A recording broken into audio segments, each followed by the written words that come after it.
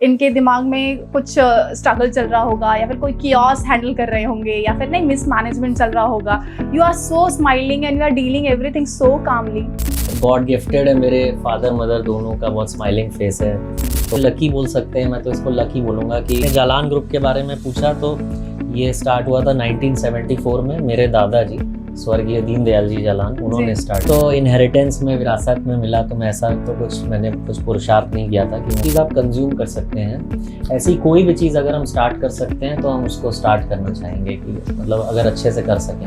ये स्ट्रगल तो पार्ट है। अगर आप एंटरप्रेन्योर हैं तो कोई बोल ही नहीं सकता एंटरप्रेन्योर ऐसा कि उसको स्ट्रगल नहीं होता। कोई भी हो, चाहे वो मतलब आप समझिए जेफ बेजोस हो, चाहे मुकेश अंबानी हो। काशी बनारस वाराणसी से मैं बहुत लोगों को नहीं पता था। आज I heard that the prime ministerial candidate has fought from Varanasi and he has won from your city. What a beautiful name, Bhagirath Mahadev. तो मेरा नाम भी मेरे गुरु ने ही रखा है, पूज्य बापू ने, और मेरे बेटे का नाम भी उन्होंने रखा है। तो और ऐसा कहते हैं कि गुरु जब नाम रखता है तो वो वही अब ख्याल भी रखता है। Everybody is tired of कि आगे क्या होगा, फ्यूचर में क्या होगा। बनारस में ऐसा होता है when you come they think about भैया क्या खाना है। पे एकदम जस्ट वो छोटी कचौड़ी मिलती है उसी गली में, वो चने वाली, वो बहुत पसंद है। वो यूएसपी है बनारस की, एक्चुअली कचौड़ी तो वही है बनारस की। मैं तो बोलता हूँ जिनके यहाँ पे गुरु हैं उन्हें गुरु से ही नाम रखवाना चाहिए घर में बच्चों का। उसमें अपने आप पैदा होने के साथ एक संस्कार इम्बाइब हो जाते हैं, एक पावर भी मिलता होगा। 100% गुरु का आशीर्वाद, उनका पावर मिलता है। कि कोई चाइल्डहुड मेमोरी जो आपको अभी याद है और बहुत याद करने में मजा आ जाता है आपको? पता नहीं था कि कोई और भी हमारे साथ है। वो आया और उसने बाइक आके सीधे वो साइकिल उसने साइड में खड़ा किया था, उसकी साइकिल उड़ा दी उसने और बोला हाँ भैया कुछ प्रॉब्लम था आपको? तो वो बोला नहीं भैया, फिर वो सॉरी बोल के चला गया। मैं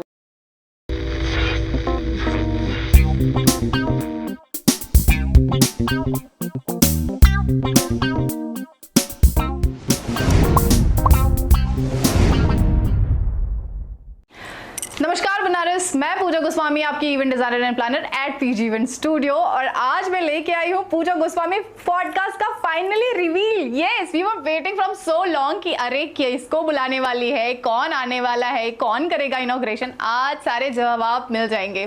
मैं नाम बताऊं, भागीरथ जालान। जी हाँ, the third generation entrepreneur of Jalan group. इतना बड़ा नाम ही काफी है। पूरे पूर्वांचल में जो इन्होंने दबदबा बनाया है कि आई थिंक मिर्जापुर भी फेल हो गया। So stay tune to watch this episode. It's going to be very special, very amazing. आपको बिलीव नहीं होगा कि आज हम भागीरथ से क्या क्या बात करने वाले हैं। वो हमें अपने लाइफ के बारे में बताएंगे, अपने पास्ट के बारे में भी थोड़ा बताएंगे, उनका सत्संग से क्लब तक का सफर भी बताएंगे, और भी बहुत सारी चीजें जानेंगे। मैंने सोच रखा है बहुत सारी चीजें आज निकलवाऊंगी मैं। तो stay tuned and watch till and. और हमें इंस्टाग्राम पे फॉलो करना मत भूलिएगा, क्योंकि वहीं मिलेगा आपको मसाला, और पूरा वीडियो मिलेगा हमारे यूट्यूब चैनल पे, that is Pooja Goswami podcast. Thank you so much. Hello Bhagirath sir, good evening. और good evening. Thank you so much for accepting our invitation. You don't know how much it means to us. The moment we thought कि पूजा Goswami podcast शुरू करना है, I was clear with the person who is going to inaugurate it, and it was you. So this happened, and thank you so much. Thank you so much. Pleasure is all mine. और वैसे भी रविंद्रनाथ टैगोर जी ने कहा है कि किसी भी स्त्री की रिक्वेस्ट खाली नहीं जाती है, तो आपने उनको ऑनर करना चाहिए। तो आपने मुझे बुलाया तो मुझे भी अच्छा लगा आके। Thank you so much sir. पहली बात तो मैं आपको बोल दूं कि आप ये कसम खा लीजिए कि आप नो फिल्टर बातें करेंगे।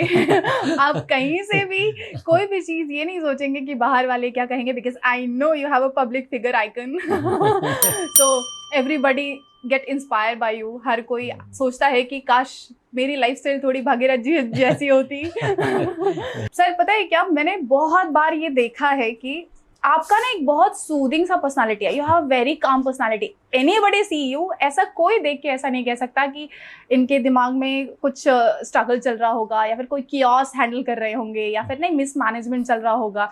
You are so smiling and you are dealing everything so calmly. मैं जानना चाहती हूँ ये होता कैसे है आपसे? मुझे लगता है इसमें दो चीज़ें हैं। एक तो मेरे गुरु पूज्य मुरारी बापू का आशीर्वाद है। वो हमेशा कहते हैं कि प्रसन्न रहना चाहिए, कोशिश करना चाहिए कि आदमी प्रसन्न रहे। और दूसरा मुझे लगता है थोड़ा गॉड गिफ्टेड है, मेरे फादर मदर दोनों का बहुत स्माइलिंग फेस है। तो मुझे लगता है कि वो भी एक रीज़न है। मेरी दोनों सिस्टर्स का भी बहुत स्माइलिंग फेस है। और मतलब ये तो चलिए, तो हम लोग एक ही जीन्स है हमारा, मेरी वाइफ का भी काफ़ी स्माइलिंग फेस है। Yes yes, I have scene हर। तो ये एक अच्छा है, मुस्कुराहट के बीच में अगर आपके आसपास के लोग भी खुश हैं तो आपको भी वो हेल्प करता है। और अनफॉर्चुनेटली मेरी ताई जी का भी कुछ दिन पहले ही उनका स्वर्गवास हुआ है, So sorry to hear Shrimati that. Uma Jalan का। तो अभी जब वो गई तो सब यही कह रहे थे कि वो इतनी प्रसन्न रहती थी हर समय जी। कि उनके आसपास के लोग खुद ही प्रसन्न हो जाते थे। जो आपके पास है आप वही दे सकते हैं ना सामने वाले को। तो अगर आपके अंदर खुशी है तो आप खुशी देंगे, आपके अंदर क्रोध है, गुस्सा है तो आप गुस्सा सामने वाले को देंगे। अच्छा, मैंने एक चीज़ हमेशा देखी है कि हर बिजनेस एंटरप्रेन्योर, स्पेशली मैं भी एक बिजनेस वुमेन हूँ और एक एंटरप्रेन्योर हूँ, तो मेरे अंदर ना अग्रेसिवनेस है। मेरा थोड़ा सा अगर कुछ काम नहीं होता तो मैं थोड़ी सी गड़बड़ा जाती हूँ, लेकिन आपका वैसा सिनारियो नहीं है। और मैं हमेशा जानना चाहती थी कि not just Banaras is talking about Jalan group, many others are talking about it and we have seen on reels. So एक तो बनारस की जब बात होती है तो रील पे अटक जाते हैं हम, लेकिन जब बात जलान ग्रुप, और क्योंकि वी आर, एक होता है ना कि आप फॉरेन गए और फॉरेन में कोई इंडियन मिल गया और अगर आपको बनारसी मिल गया तो यू फील सो अमेजिंग। तो दो मोमेंट, एक तो आपका बनारस का नाम आ गया और ऊपर से उसके साथ जलान ग्रुप का नाम आ गया। तो आई एम लाइक, ये तो मुझे जानना है कि what's the story behind, like everybody is talking about it. So मैं जानना चाहती हूँ कि कैसे आपका स्कूल कॉलेज का टाइम था और कैसे आपने अपने बिजनेस में एंटर किया। I really want to know everything possible. नहीं तो ऐसा कुछ बहुत देखिए स्पेशल नहीं है, बट स्कूलिंग तो मैंने वाराणसी से सेंट जॉन्स महरौली से की है और ग्रेजुएशन मैंने बीकॉम ऑनर्स BHU से किया है, कॉमर्स फैकल्टी से। उसके बाद मैं UK चला गया था MBA करने के लिए। मैंने कार्डिफ बिजनेस स्कूल से MBA किया और फिर मैंने एक लंदन स्कूल ऑफ इकोनॉमिक्स में एक शॉर्ट कोर्स किया था लीडरशिप पे। And then I worked with Future Group for a year. वो मेरे लिए असली लर्निंग एक्सपीरियंस था। तो वहीं पे मेरी मुलाकात श्री किशोर बियानी जी से हुई। और एक आप मुझे लकी बोल सकते हैं, मैं तो इसको लकी बोलूँगा कि पहले मैं टाटा ग्रुप में काम करना चाहता था क्योंकि मुझे मतलब वो तो रोल मॉडल्स हैं भाई हम लोग सबके लिए। बट मेरे एक अंकल हैं, मेरे फादर के फ्रेंड हैं और मुझे मेरे भी फ्रेंड जैसे ही हैं, बहुत क्लोज हैं, श्री अभय कुम्मट जी। उन्होंने मुझे कहा कि तुम फ्यूचर ग्रुप में काम करो, बहुत ही ग्रोइंग कंपनी है एंड तुम्हारे फादर से बहुत अच्छे रिलेशन भी हैं किशोर बियानी जी के, तो वहाँ पे तुमको काफ़ी सीखने को मिलेगा। तो फिर मैंने उनकी बात मान के वो ज्वाइन किया और जैसे किसी को क्रिकेट खेलना हो और उसको कोई विराट कोहली के पास भेज दे, तो एकदम वैसा एक्सपीरियंस रहा मेरे लिए कि Kishore ji, I met so many good people, right people. मैं श्री किशोर बियानी जी से मिला और वो पर्सनली काफ़ी उन्होंने मॉनिटर किया कि मैं कुछ सीखूं और देखते थे। उसके अलावा श्री दामोदर मल मेरे बॉस थे वहाँ, जो इस समय रिलायंस रिटेल के हेड हैं। और दामोदर जी ने मुझे मेरे व्यापारिक गुरु श्री SC मिश्रा जी से मिलवाया। वो रिटेल के एक लेजेंड हैं और उनका अभी 31 मई को ही उनका शरीर शांत हुआ बनारस में ही। वो पिछले 5 साल से वाराणसी में ही रह रहे थे और जो फ्लैट में आप आए थे उसी में वो रहते थे। अच्छा, तो 5 साल वो अभी वहीं पे रहे और आखिरी सांस भी उन्होंने काशी में ली, एक पुण्य आत्मा थे। तो ये ऐसे खास लोगों से मुलाकात हुई मेरी। और मिश्रा जी तो कई रिटेलर्स के कंसल्टेंट रहे, इंक्लूडिंग DMart, जो कि इस समय आज इंडिया का टॉप रिटेल कंपनी है। दामोदर जी से वो टच में रहे ही, जो आज रिलायंस रिटेल के हेड हैं। तो बहुत सारी अच्छी कंपनीज के साथ उन्होंने काम किया, छोटे बड़े सब रिटेलर्स के साथ। और मुझे उनका विशेष प्यार मिला कि उन्होंने आखिरी समय में अपने जीवन के काशी में रहना चुना और मुझे मौका दिया कि मैं उनकी सेवा कर सकूं। और बहुत सीखा हम लोगों ने उनसे। तो वो जो 1 साल था, that was very special. And then I knew कि क्या करना है। जैसे किसी के आँख के सामने कोहरा है, उसको पता नहीं कि क्या करना है आगे, और कोई आदमी आए और उस कोहरे को हटा दे, तो वैसा फीलिंग था कि एकदम क्लैरिटी दी उन्होंने कि मुझे लाइफ में आगे क्या करना है।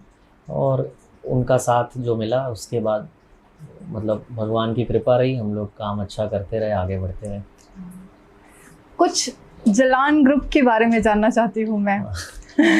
आपका क्या योगदान रहा, मतलब बिकॉज एक्चुअली मैं आज जब बातें होती हैं, आई हैव हर्ड यू कि अब मेरी बेटी बोलती है कि पापा आप कमोड भी बेचते हो। सो आई वाज लाइक कि you are so candid in that moment and I like सच्ची में बच्चे बोलते हैं कि अच्छा पापा you started doing this business now. नहीं, वो देखिए मेरा कंट्रीब्यूशन, आपने जालान ग्रुप के बारे में पूछा, तो ये स्टार्ट हुआ था 1974 में। मेरे दादाजी स्वर्गीय दीनदयाल जी जालान, उन्होंने स्टार्ट किया था। और पहले वो रहते थे झारखंड में। वहाँ पे एक रांची तो वहाँ की कैपिटल है, वहाँ रहते थे। उसके पहले वो सिल्ली करके एक छोटा सा गांव है वहाँ रांची के पास, वहाँ रहते थे। तो 1971 में ही शिफ्टेड टू बनारस। और फिर उन्होंने यहाँ पे 2-3 साल ये मतलब एजेंसी वगैरह का काम किया। 74 में he started with wholesaling of textiles. और वहीं से हमारी नींव पड़ी जालान ग्रुप की। बांसफाटक पे हमारा एक स्टोर था, आज भी है। तो वहाँ से शुरुआत हुई। और फिर उसके बाद मेरे पिताजी, दोनों ताऊ जी, उन्होंने सेकंड जनरेशन एंटरप्रेन्योर्स थे वो लोग, उन्होंने काफ़ी काम बढ़ाया। मेरे फादर काफ़ी इंटरप्राइजिंग रहे शुरू से। उन्होंने मतलब रिटेल भी स्टार्ट किया 99 में, 91 में कंप्यूटराइजेशन किया।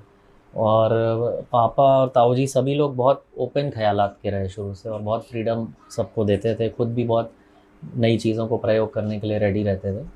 तो इस तरह से कारवां आगे बढ़ा। और मुझे तो इनहेरिटेंस में, विरासत में मिला, तो मैं ऐसा तो मैंने कुछ पुरुषार्थ नहीं किया था कि वो मुझे मिले। हाँ, ये जिम्मेदारी का एहसास ज़रूर मुझे रहा कि चूँकि ये मिला है तो इसको ऐसा कर्म करें कि हम उसके काबिल हैं ऐसा लगना चाहिए।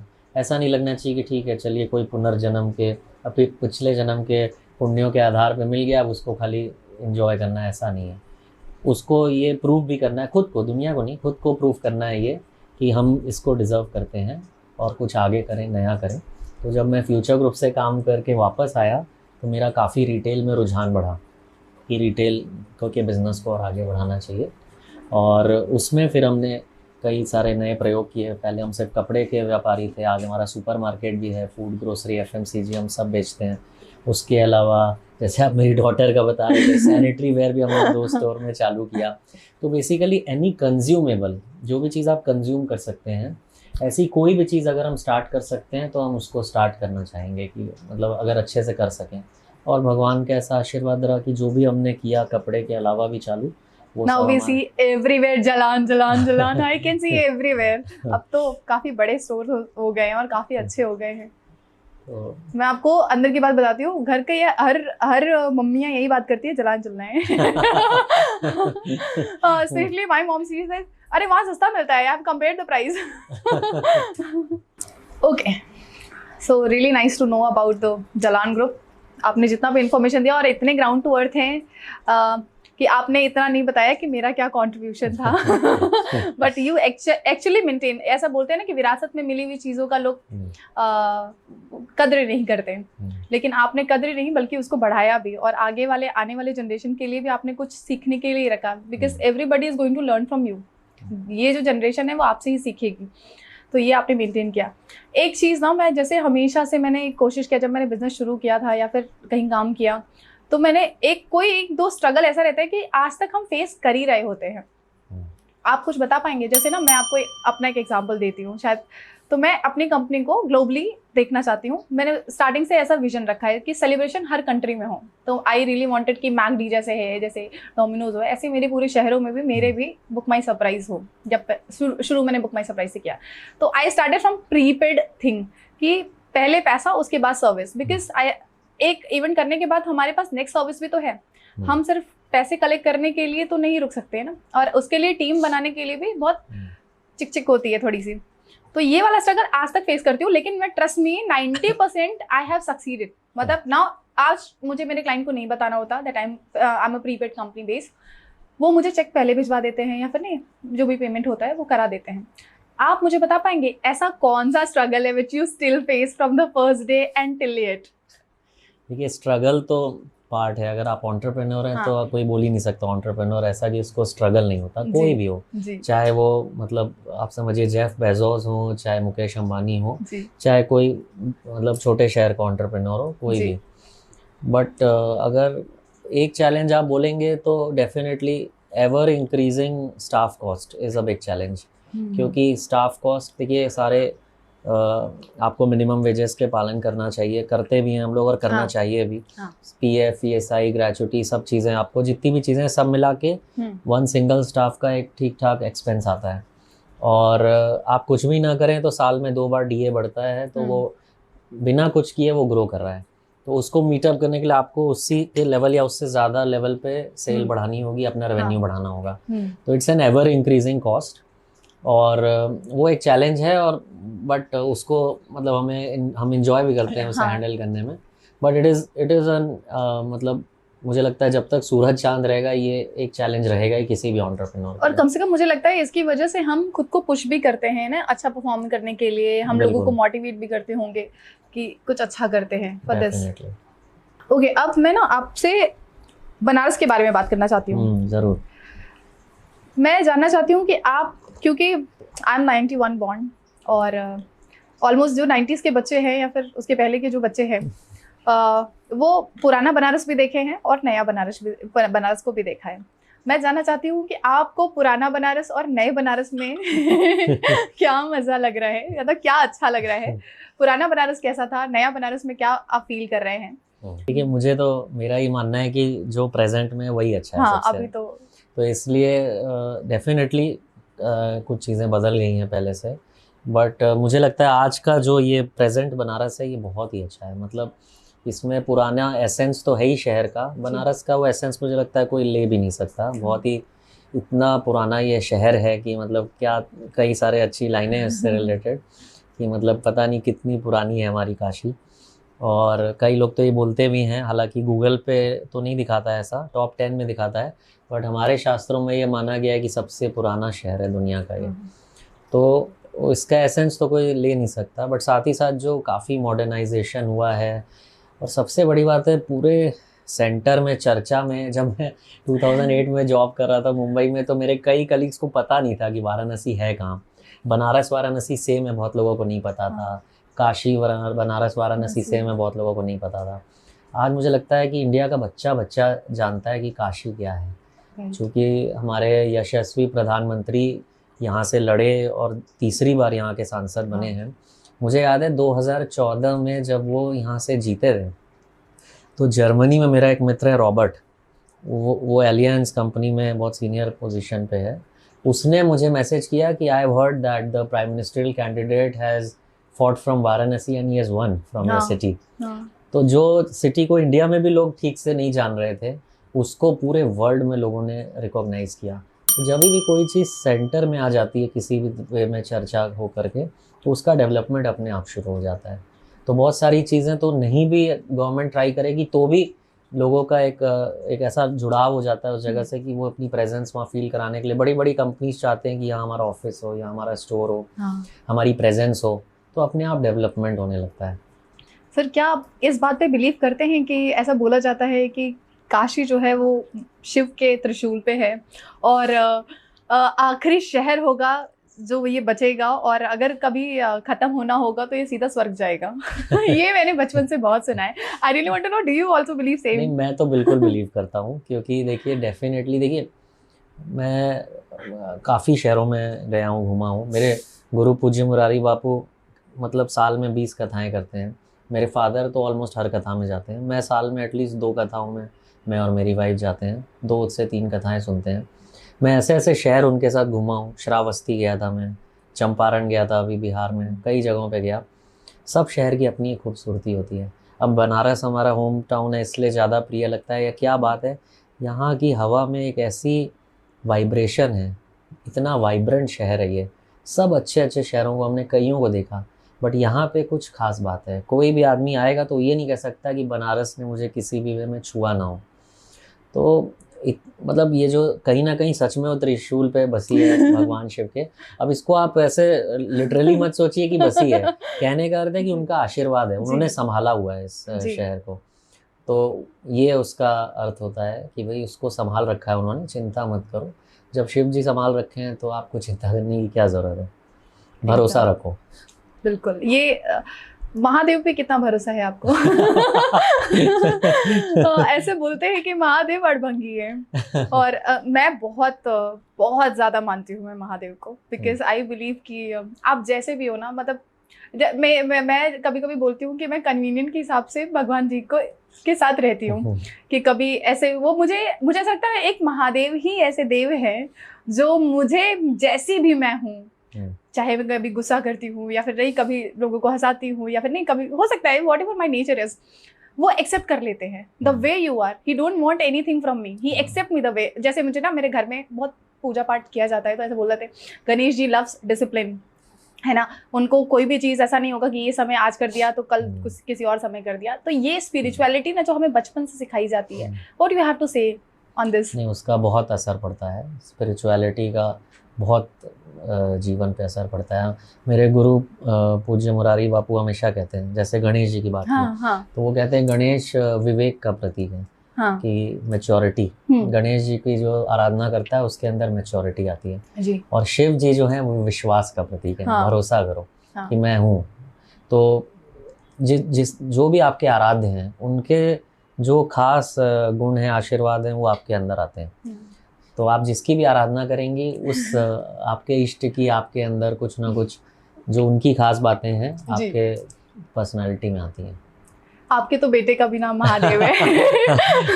वो भी मेरे गुरु ने ही रखा है. What a beautiful name, Bhagirath Mahadev. मेरा नाम भी मेरे गुरु ने ही रखा है, पूज्य बापू ने, और मेरे बेटे का नाम भी उन्होंने ही रखा है. तो और ऐसा कहते हैं कि गुरु जब नाम रखता है तो वो वही ख्याल भी रखता है जी. तो गुरु ये बहुत लकी माने जाते हैं भाई वो लोग जिनका नाम उनके गुरु रखते हैं. तो मैं तो बहुत खुश हूँ कि मेरे दोनों बच्चों का नाम हमारे गुरु ने रखा है. काफ़ी अच्छा है. अच्छा, मैं बनारस की बात कर रही थी तो मैं जानना चाह रही थी कि अगर आपको एक सुपर पावर दिया जाए, although you are loving present Banaras, अगर आपको एक सुपर पावर दिया जाए कि तो आपको कुछ बदलने का मौका दिया जा रहा है, what you will change? Banaras में मैं चाहूँगा कि लोग जो है कि पान खा के इधर उधर ना थूकें. वो चाहेंगे कि उनको एक डिसिप्लिन आ जाए, वहाँ पे वो गणेश जी को फॉलो करने लगे, भाई डिसिप्लिन आ जाए उनके अंदर. भाई शिव जी तो अलाउ कर रखे हैं कि भाई जो करना है करो. तो वहाँ वो उनके पुत्र की बात सुने और जगह जगह गंदगी ना करें. इतना सुंदर खूबसूरत शहर है हमारा जी. तो ये मैं ज़रूर चाहूँगा कि क्योंकि सब इतने लोग पान खाते हैं और जगह जगह थूकते हैं, बहुत गंदगी होती है. तो अगर वो ये डिसिप्लिन ले आए कि हम तो इसको भाई जगह जगह नहीं, हम तो सिर्फ जो डस्टबिन है या जो उसके लिए जगह है वहीं पे इसको थूकें, तो मुझे लगता है कि काफ़ी अच्छा हो जाएगा. एक छोटी सी चीज़ है बट इस शहर के लिए काफ़ी अच्छा हो जाएगा.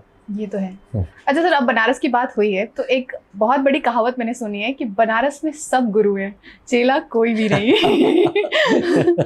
तो आप बिलीव करते हैं ये बात कि हाँ भाई सब गुरु है और चेला कोई नहीं? ये तो काफ़ी हद तक सही है. बनारस में बोलते हैं लोग भी कि भाई वाह गुरु कैसे हो, सब गुरु संबोधन करते हैं. ये एक तरह का सम्मान देते हैं कि भाई आप गुरु हो. आप बनारस देखिए विद्वानों की नगरी रही है शुरू से, तो यहाँ सबको सम्मान देते हैं लोग. और साथ ही साथ बनारस नहीं, इंडिया में भी मुझे लगता है कि एक कहावत है कि one Indian one philosopher, two Indians a chit chat, like they will talk to each other. अगर दो इंडियन बैठे हैं तो बातचीत किए बिना नहीं रह सकते. And more than two a quarrel, फिर थोड़ा हैवॉक हो जाता है वहाँ पे. तो इंडियन में तो बोलते ही कि फिलोसॉफी हमारा पार्ट है. आप किसी भी विदेशी को, वेस्टर्न वर्ल्ड के या किसी कंट्री के आदमी को अगर आप खासकर वेस्टर्न वर्ल्ड में आप बोलेंगे कि अरे आप तो you are living life king size, तो खुश हो जाएगा. इंडिया में भी खुश हो जाएगा. पर इंडिया में आदमी ज़्यादा खुश होगा अगर आप उसको बोलेंगे आप तो साधु हो. अरे आप तो संत हो. आप किसी अमेरिकन को बोलिए कि आप साधु हो तो खुश नहीं होगा. उसको लगेगा ठीक है कैसी क्या बात है. पर इंडिया में साधु की इज्जत राजा से ज़्यादा है. तो इसलिए बनारस में आप किसी को भी इंडिया में बोलिए कि आप तो एक साधु हो, वो प्रसन्न हो जाएगा. क्योंकि उसके मन में एक रिस्पेक्ट है साधु के प्रति. तो इसीलिए मुझे लगता है कि गुरु ज़्यादा है यहाँ पे और चेले का. हाँ, और एक्चुअली में और मैंने ये चीज़ भी देखी है बनारस में कि आप ना कोई भी चीज़ यहाँ पे ना सब लोग प्रेजेंट में ही जीते हैं. इतना उनको बहुत सारी चीज़ें मैटर नहीं करती. जैसे ना आप मुंबई में या फिर नहीं बाहर की किसी सिटी में, जैसे मैं तो नोएडा में पढ़ाई की हूँ और दिल्ली में मैक्सिमम टाइम रही हूँ, ऑलमोस्ट 7 साल रहे हैं. तो मैंने उस टाइम देखा है कि एवरीबडी इज टायर्ड ऑफ कि आगे क्या होगा, फ्यूचर में क्या होगा. बनारस में ऐसा होता है when you come they think about भैया क्या खाना है. चलो यहाँ चलते हैं. अच्छी बात है. हाँ, एक्चुअली में ऐसा होता है. आपने कभी ऐसा चीज नोटिस किया है? ये तो देखिए, ये इसके पीछे देखिए केवल बनारस नहीं, ऐसा पूरी वर्ल्ड में देखा गया है कि जहाँ पे भी जमीन बहुत उपजाऊ होती है, जैसे आप बीज डाल दीजिए पेड़ आ जाएगा. ऐसी जगह पे लोग थोड़े रिलैक्स हो जाते हैं क्योंकि उन्हें खाने पीने की कोई टेंशन नहीं. ऐसा माइंडसेट ये आज नहीं रहा, ये पिछले 100-200 साल का कल्चर है. आप देखिए, आप राजस्थान जाइए, आप गुजरात जाइए, आप महाराष्ट्र जाइए, अब तो खेती सब जगह अच्छी होने लग गई. आज से 50 साल पहले बोलते थे राजस्थान में सब्जी नहीं मिलती थी, तो वहाँ के लोग गट्टे की सब्जी बनाते थे, हाँ। अनाज को सब्जी में कन्वर्ट करके और खाते थे। गुजरात में लोग खाते थे, तो वहाँ लोग मेहनती एंटरप्रेन्योरशिप डेवलप हुई कि मेहनत करना पड़ेगा अगर हमको पेट भरना है तो वो एक कल्चर डेवलप होता चला गया। यहाँ तो बीज डाला पेड़ हो गया, तो वो भी एक रीज़न है कि लोग थोड़े रिलैक्स होते हैं ऐसी जगह पे, क्योंकि उनको खाने पीने के लिए एक ये भय नहीं है, डर नहीं है, तो वो कल्चर डेवलप हो गया।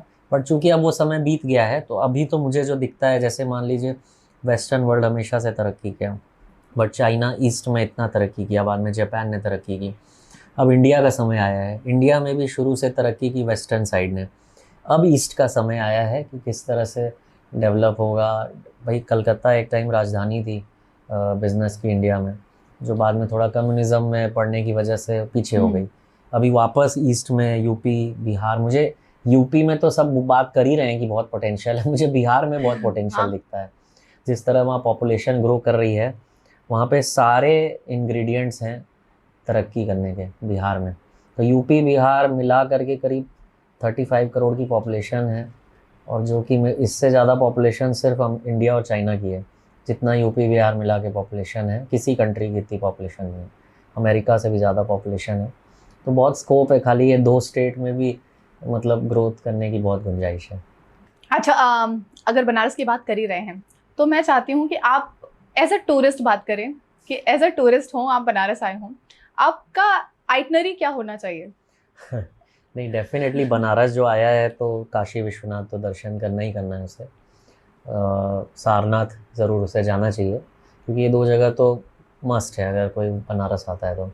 उसके अलावा गंगा के करीब ज़रूर आना चाहिए, चाहे बोटिंग के माध्यम से आए, चाहे स्नान करने के, चाहे गंगा आरती देखने के रूप में आए। तो ये तो 3 चीज़ करनी है। उसके अलावा बनारस का जो भोजन खाना है, हाँ। जो ये स्ट्रीट फूड है, वो आउट ऑफ द वर्ल्ड है। मतलब मैं कई लोगों को जानता हूँ, और अब तो जब से मोदी जी प्रधानमंत्री बने हैं, मैं आपको एग्जैगरेट नहीं कर रहा हूँ, हर हफ्ते गेस्ट आते हैं हमारे घर पे या हमारे मार्फत कहीं ना कहीं से, और सबको इतना हम लोगों ने मतलब जब भी इंटरटेन किया है तो सबका यही कहना रहता है यहाँ का खाना भाई बहुत बढ़िया है।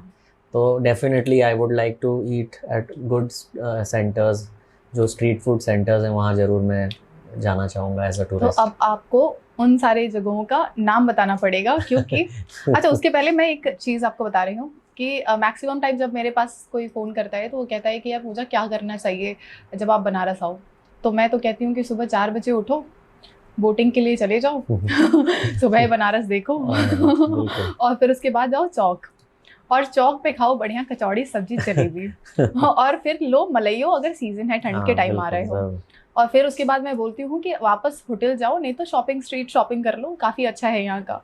फिर उसके बाद मैं बोलती हूँ कि शाम को जाओ चाट खाने, या फिर गंगा आरती अटेंड कर लो जो 6 साढ़े 6 बजे 7 बजे शुरू होती है।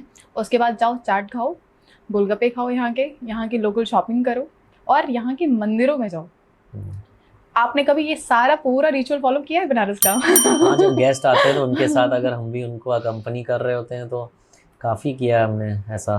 तो आपने ये पूरा चीज़ फॉलो किया है? हाँ, पूरा जो आप बता रही हैं शायद ही उसमें कुछ मिस हुआ हो। पूरा दिन, मतलब अगर कोई इम्पोर्टेंट अच्छे क्लोज गेस्ट आते हैं तो हम लोग साथ में जाते हैं। तो आप 2-4 जगह बताइए जहाँ पे मुझे मिस्टर भगीरथ जलान मिलेंगे, अगर कभी भी उनका ऐसा मूड हुआ सुबह 4 बजे उठ के ये पूरा आइटनरी फॉलो करने का, तो what are the places? Definitely Lakshmi चाय टोस्ट वाले के यहाँ जरूर, मैं बचपन से वहाँ जा रहा हूँ। So which one, white butter और व्हाइट बटर अमूल बटर भी पसंद है, बट वो तो सब जगह मिलता है। व्हाइट बटर इज स्पेशल, तो वहाँ तो ज़रूर। और वहीं पे एकदम जस्ट वो छोटी कचौड़ी मिलती है उसी गली में, वो चने वाली, वो बहुत पसंद है। वो यूएसपी है बनारस की एक्चुअली, कचौड़ी तो वही है बनारस की। उसके अलावा नदेसर पे श्री राम भंडार मुझे काफ़ी पसंद है, मैं उधर जाता हूँ। चाट के लिए दीना चाट मुझे काफ़ी पसंद है। काशी चाट भी बहुत अच्छा है। अभी तो मैडम नीता अंबानी होकर गई है। ये दोनों जगह हम लोग काफ़ी, मतलब ये सारी जगह हम लोग रेगुलर जाते रहते हैं, मतलब कोई गेस्ट आया तो जाते ही, कभी खुद भी जाते हैं, तो ये मुझे काफ़ी पसंद है। सो ये कुछ प्लेसेस हैं। हाँ, राजा राम की लस्सी बहुत पसंद है मुझे, तो ये सब कुछ जगह हैं जो I would definitely like to. अब सर ये तो रही बात, क्योंकि अब आप बोलेंगे तो फिर सब बनारस को ऐसे जज करेंगे। जरा बताइए, बनारस में हमारे यहाँ क्लबिंग पार्टी ये सब भी होती है? नहीं, बिल्कुल होती है बनारस में। ये अच्छा न्यू चेंज आया है लास्ट 15 सालों में, और काफ़ी अच्छी जगह खुली हैं जहाँ फैमिली के साथ अच्छे माहौल में जा सकते हैं, to enjoy, to have good food. तो काफ़ी जगह हैं, अब तो खुलती जा रही है, नए नए भी खुलते जा रहे हैं। अच्छा, एक चीज़ सर मैंने बहुत अच्छे से नोटिस की है, और मैं आप सभी लोगों को बता दूं कि कोई भी इनसे पहली बार मिलेगा तो वो कभी इमेजिन ही नहीं कर पाएगा कि आपको क्लब में नजर आएंगे। ये कभी कोई इमेजिन नहीं कर सकता, और मैंने भी नहीं सोचा होगा कि आप कभी मुझे क्लब में नजर आएंगे। I have seen you spiritually connected everywhere. आपको मैं सत्संग में देखूं तो you are very calm, you are enjoying the things, you are actually giving your 1000% at that place, जो कि आप कहते हैं कि आप प्रेजेंट में जीते हैं। और अगर मैंने आपको क्लब में भी देख लिया तो यू गिव योर 1000% पार्टी। क्या ये सही है? और ये आप करती कैसे हैं? नहीं, ऐसा तो देखिए, इसमें भी मैं कहूँगा कि मैं कई बार उनका नाम लिया अपने गुरु का, पूज्य मुरारी बापू का। तो वो हमेशा कहते हैं कि आदमी के अंदर ना एक स्वीकार भाव होना चाहिए, कि भाई कोई भी चीज़ को लेके ना तो मतलब ना आपको सत्संग से एलर्जी होनी चाहिए, जो कि कई लोगों को होती है, और ना आपको क्लबिंग से एलर्जी होनी चाहिए, जो कि कई लोगों को होती है। जहाँ आपने किसी चीज़ को गलत बताया या बोला ये ख़राब है, तो यानी कि आपके अंदर कहीं ना कहीं उस बात का एक घमंड या ईगो है कि हम तो सही चीज़ कर रहे हैं, ये लोग सही चीज़ नहीं कर रहे हैं। एक्सेप्टेंस होना चाहिए। और ओशो ने एक बार कहा था कि आप भगवान को तो इज्जत देते हैं और उसकी बनाई हुई सृष्टि को बोलते हैं ये सब पाप का घर है, यहाँ पे सब पाप करते हैं लोग। तो अगर आप किसी कवि को पसंद करते हैं तो उसकी कविता भी आपको पसंद आएगी। तो भगवान को पसंद करते हैं तो उनकी बनाई हुई सृष्टि को तो आपको पसंद करना ही चाहिए ना। तो हम एक एक्सेप्टेंस होना चाहिए कि हर जगह आप कंफर्टेबल हों, एंजॉय करें, अपना सेल्फ रिस्पेक्ट को और सब चीज़ को मेंटेन करते हुए। अगर आप एक डिसिप्लिन से हर चीज़ करते हैं तो वो एक कंप्लीट लाइफ है, और वैसे ही जीना चाहिए। और ऐसे बहुत लोग अब आपको मिलेंगे इंडिया में जो स्पिरिचुअली भी कनेक्टेड हैं और वो सोशली भी बहुत एक्टिव हैं और एंजॉय करते हैं लाइफ को। बहुत से बड़े बिजनेस हाउसेज आप देखते ही होंगे आजकल टीवी पे, they are so religious and they are enjoying life also. तो ये तो अच्छी चीज़ है, ये तो एक अवेयरनेस इंडिया में बहुत बड़ी है। राइट सर, लास्ट 1 ईयर या फिर 2-3 साल से तो मैं खुद देख रही हूँ ये जो स्पिरिचुअलिटी का नहीं होता ग्रोथ लोगों के अंदर में, वो बहुत बड़ा है। Do you have something to say on that? इसके पहले इतना लोग कनेक्टेड नहीं होते थे भगवान से जितना आज हो रहे हैं। What's the reason behind it? कई रीजन। देखिए, अंदर से तो सभी कनेक्टेड थे, कोई नया पैदा नहीं कर सकता। वो मान लीजिए कहीं कोई चीज़ ढकी हुई थी, उसका पर्दा हटा दिया गया, बस ऐसा आप समझिए। किसी को आप बना नहीं सकते। स्पिरिचुअल होता है वो अंदर से इंसान। अभी लोग ज़्यादा उसको प्रदर्शित कर रहे हैं, जो कि अच्छी बात है, कि पहले वो नहीं करते थे। उसका रीज़न है, देखिए, जब कोई फेमस पर्सनालिटी भी अपने आप को जब दिखाता है कि आई एम स्पिरिचुअली इंक्लाइंड, तो लोगों में कॉन्फिडेंस आता है कि ये लोग।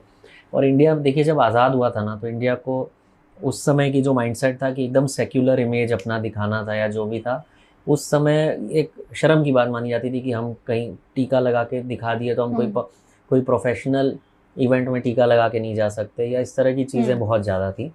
आज भी चाइना में you can not display any symbol of any religion publicly, कि आपको देख के नहीं बताया जा सकना चाहिए कि आप हिंदू हैं कि मुस्लिम हैं कि क्रिश्चियन हैं। आप कोई सिंबल कैरी नहीं कर सकते ऐसा जो कि देखते ही बता दे। तो कई कंट्रीज़ उसको फॉलो करती हैं। तो बेसिकली ये एक अच्छा चेंज है कि लोग जो चीज़ फील करते हैं उसको प्रदर्शित कर रहे हैं, और लोग एक दूसरे से सीख भी रहे हैं। कई अच्छी चीज़ें लोग सोशल मीडिया से सीखते हैं आजकल देख के, कि ये कई जगह लोग दर्शन करने जाते हैं जब देखते हैं कि अरे ये भी एक अच्छी जगह है जहाँ दर्शन करने जा सकते हैं। तो रिलीजियस टूरिज्म भी इतना ग्रो कर गया कंट्री में इसी वजह से। तो जब कभी आप थोड़े, आई डोंट थिंक सो कि आप टेंस्ड होते होंगे, होते भी होंगे, तो सब होते हैं। हाँ, वो आप पे दिखता नहीं है। तो आप कहाँ जाना पसंद करते हैं, अगर बनारस हुआ या फिर कहीं और? जैसे नीम करोली बाबा के बारे में मैंने बहुत सुना है। मैंने देखा है कि वहाँ पे बड़े बड़े नहीं, इवन मार्क जुकरबर्ग आए और आई थिंक कोई और भी आए थे। तो दे कम एंड ऐसा बोलते हैं कि उनको एक अलग ही जगह मिल गई, एक अलग ही उनको थॉट मिल गया कि उनको क्या करना है, आगे की क्लैरिटी मिल गई। सो आपका कुछ ऐसा है? देखिए, अगर मैं बनारस में हूँ और मुझे कुछ स्ट्रेस लग रहा है तो मैं संकट मोचन जाता हूँ, मुझे बहुत शांति मिलती है उधर। सारनाथ में मुझे बहुत अच्छा लगता है, या गंगा किनारे बैठना मुझे अच्छा लगता है। और अगर मैं बनारस के बाहर जा सकूं तो मैं अपने गुरु के पास जाना चाहता हूं, पूज्य बापू के पास। वहाँ जाते ही मुझे ऐसा लगता है कि अपने आप सारी टेंशन मेरी, उनकी प्रेजेंस में इतनी पावर है कि सारी एकदम तुरंत आदमी प्रेजेंट में आ जाता है, पास्ट को भूल जाता है, फ्यूचर की टेंशन भूल जाता है। बस उनके साथ जो कहते हैं ना एक कनेक्शन स्थापित हो जाता है और सारी चिंताएं भूल जाते हैं। तो सर आपने इतनी बार मुरारी बाबू जी का नाम लिया है, ऑल्दो मैंने जैसे आपको बताया कि मैं महादेव पे बहुत भरोसा करती हूँ, मुझे लगता है कि वो हैं तो सब हैं।